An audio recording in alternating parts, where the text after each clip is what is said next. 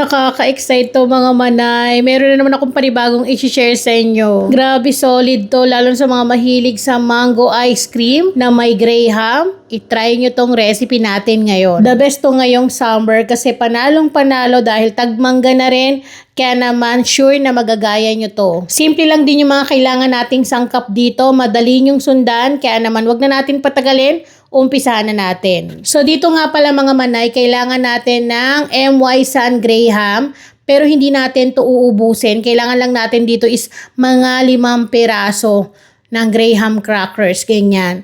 Tapos gagawin lang natin dyan ay putol-putulin lang natin ng ganyan. Tapos pwede pa natin niyang liitan. Habang ginagawa ko to mga manay, para ka lang naman talagang naglalaro. Kasi ganyan, gugutay-gutayin mo lang yung Graham crackers. Kapag okay na, set aside muna natin. Next naman, kailangan natin ng 2 piraso ng manggang hinog. So dito ang gagawin lang natin mga manay, slice lang muna natin yan, magkabila ang pisngi.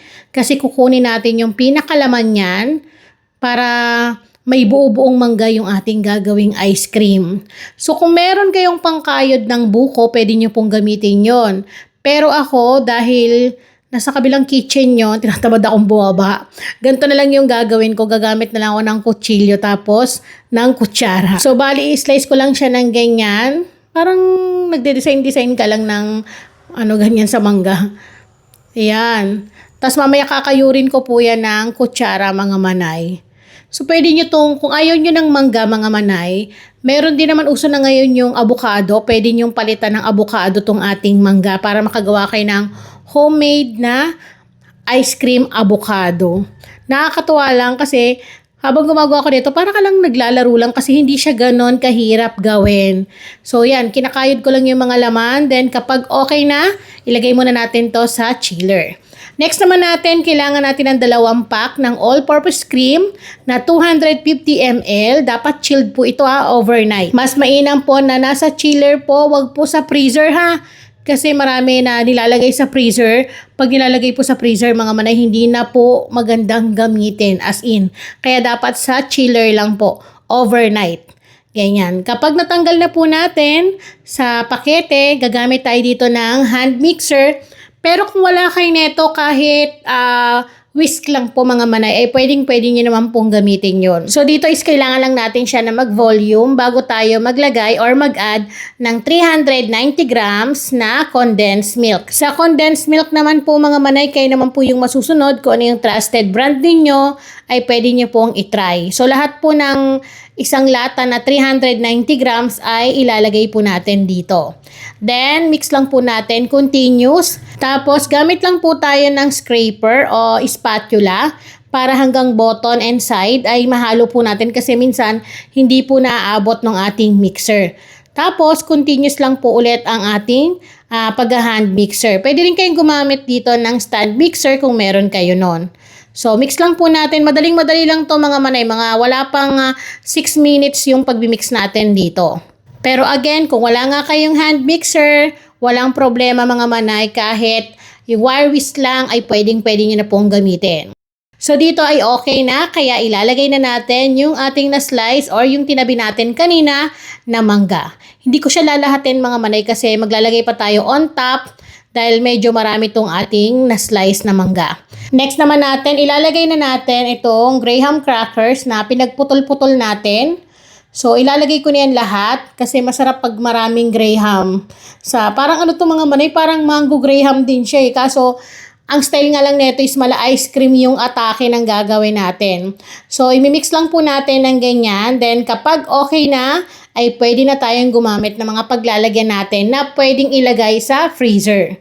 So, dahil wala tayo noon, gagamit tayo ng lagayan ng Selecta. Selecta ba to? Tama ba? Ayan, dito ko na lang ilalagay para talagang mala ice cream talaga yung atake ng ating gagawin. So, saktong-sakto siya sa, yata to eh? Ilang grams ba to? 750 ml yata to. Itong pinaglalagyan ko na to. Then, maglalagay tayo on top ng mangga na tinira natin kanina, ganyan. Pwede nyo pang damihan yan, depende naman yan sa gusto ninyo. Kung gusto nyo, ibuhos nyo lahat, go. Tapos, susundan na rin natin ang paglalagay ng Graham sa ibabaw. Ayan.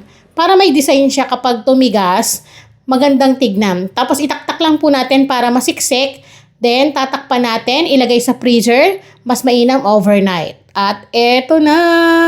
Excited na ako mga manay.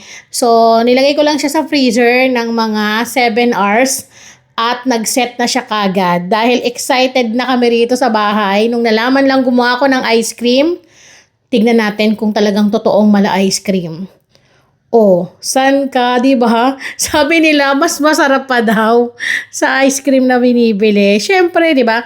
Ang sarap lang talaga mga manay kapag homemade ice cream ang gagawin mo kasi nasusunod yung tamang timpla tamis na hanap mo. Kaya naman sa mga mommy, sa mga gusto mag-experiment, gusto magkamera ng bonding together with your kids, itry nyo po itong ating homemade mango graham ice cream at I'm sure na magugustuhan ng inyong mga chikiting. At tandaan na, hindi lang mangga ang pwede natin ditong ilagay kasi pwede tayong maglagay ng iba't ibang flavor. Papalitan lang natin yung mangga ng avocado or kung gusto naman nyo chocolate flavor, mag-add lang kayo ng cocoa or ganache para magkameron kayo ng iba't ibang flavor ng inyong homemade ice cream. Siguradong paniguradong pagagawa sa inyo ulit ng inyong mga anak. Then, titikman na natin yan. Oh, ang ganda ng pagka-texture niya as in talaga. Ang smooth, ang creamy, ganun yung niya, attacking niya. Then, sa tamis, saktong-sakto lang na kaya mong ubusin yung isang ganun. Yung isang lagayan ng isang upuan habang nanonood ng Netflix mga manay. So ayan mga manay, muli ako po ang inyong madiskating nanay. I-try nyo po ito para naman maiba naman ang ating isi-serve sa ating pamilya. Kaya naman maraming salamat po sa inyong panonood. O ayan ha, malapit na ang bakasyon ng mga bata. I-try nyo tong ating homemade ice cream. Maraming salamat po sa inyong panonood. Paalam!